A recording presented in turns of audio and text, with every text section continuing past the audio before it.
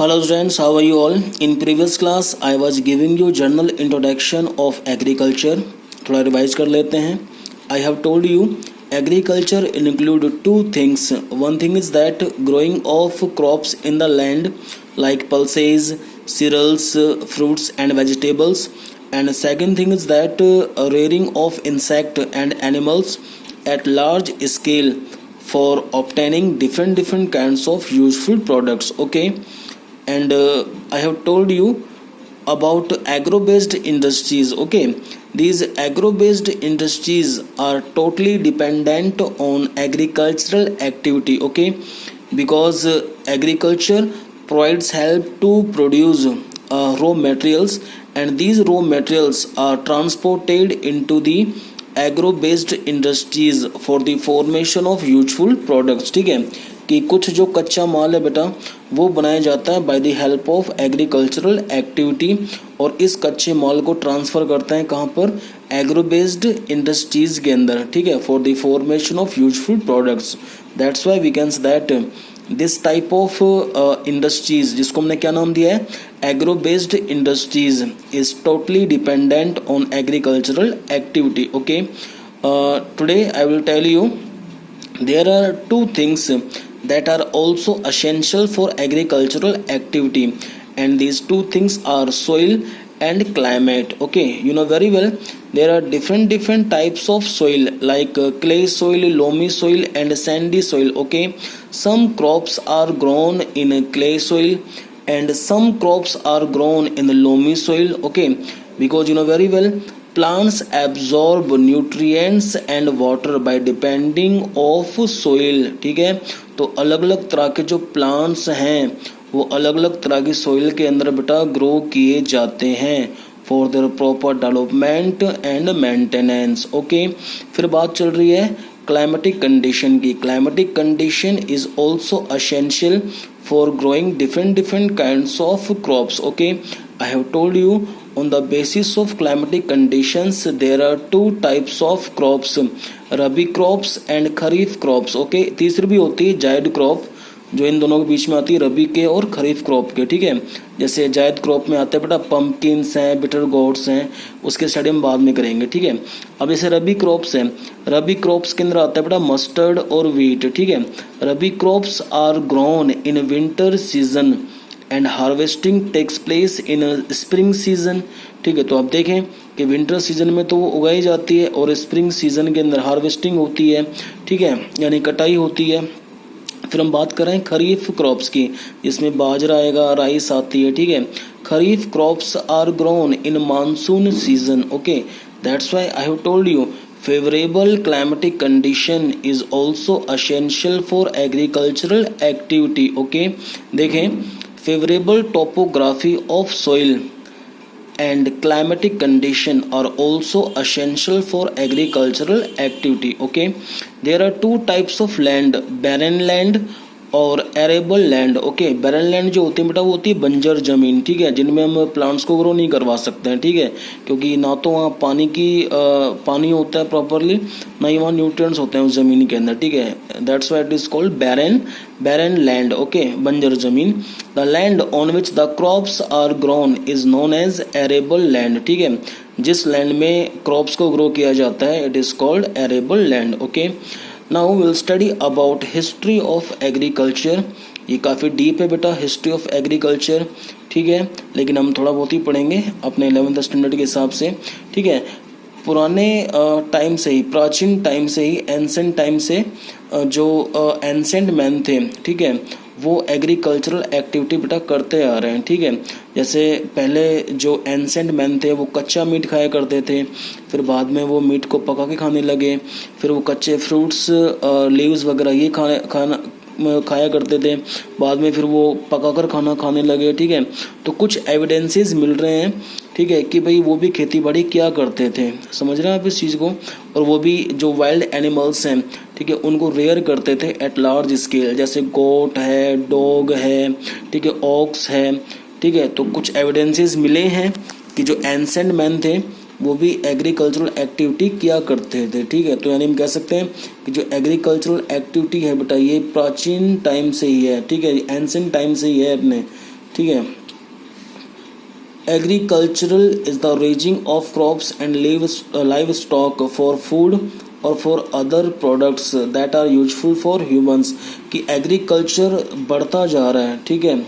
Agriculture जो activities हैं बढ़ती जा रही हैं, raising of crops and animals for food, for obtaining food और other products that are useful for humans, ठीक है।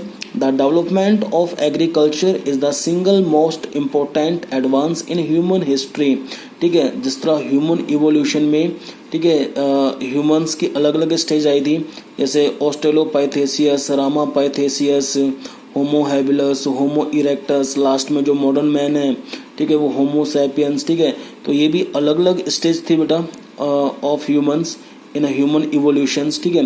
तो जैसे जैसे ह्यूमंस आगे बढ़ता गया, ठीक है, तो उसी तरह से जो एग्रीकल्चर है बेटा वो भी डेवलप होती चली गई, ठीक है। इसलिए बोला है the development of agriculture is the single most important advance in human history, ठीक है।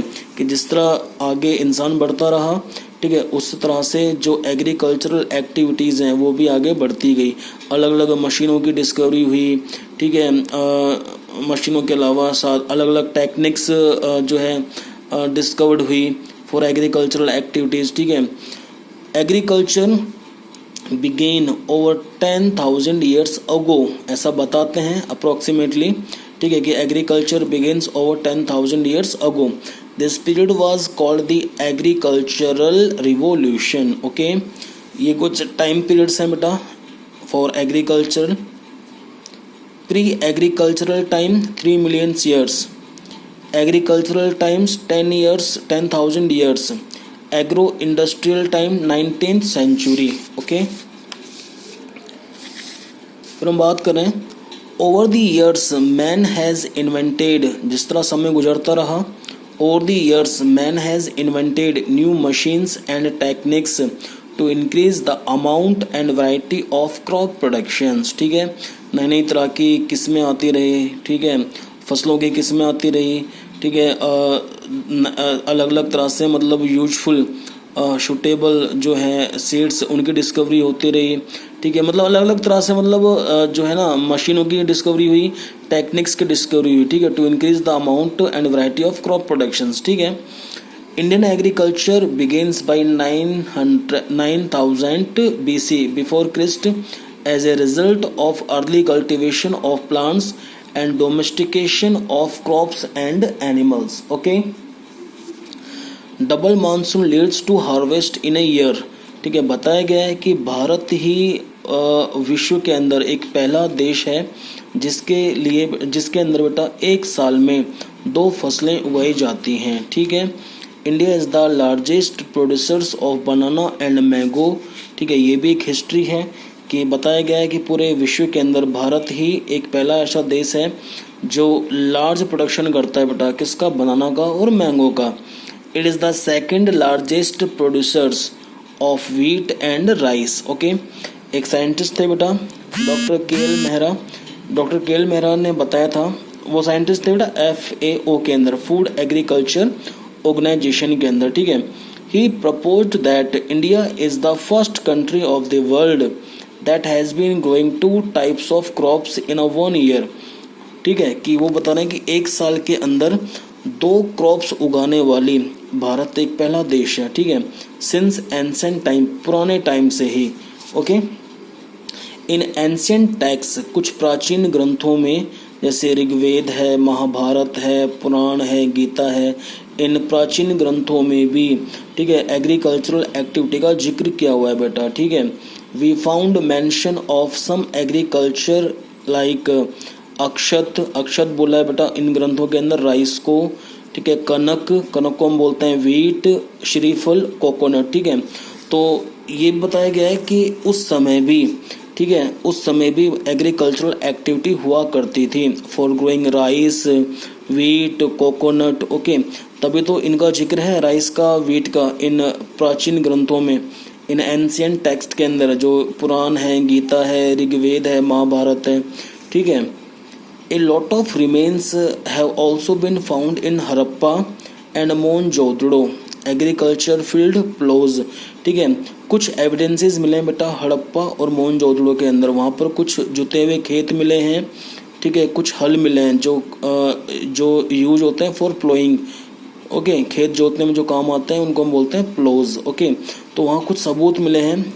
ठीक है, कुछ एग्रीकल्चर फील्ड मिले हैं, कुछ प्लोज मिले हैं। ठीक है, तो इससे भी ये प्रूव हो रहा है कि खेती बाड़ी जो एग्रीकल्चरल एक्टिविटीज़ हैं ये एंसेंट टाइम से चलती आ रही हैं। ठीक है, और अब हम नेक्स्ट क्लास के अंदर बेटा और हम पढ़ेंगे एग्रीकल्चरल हिस्ट्री के बारे में कि इंडिया के अंदर कौन कौन से इंस्टीट्यूट बने, कौन कौन से लैबोरेटरीज़ बनी for growing crop productions and for the production of useful suitable seeds। Okay, तो वो हम पढ़ेंगे नेक्स्ट क्लास के अंदर। ठीक है, ओके, थैंक यू।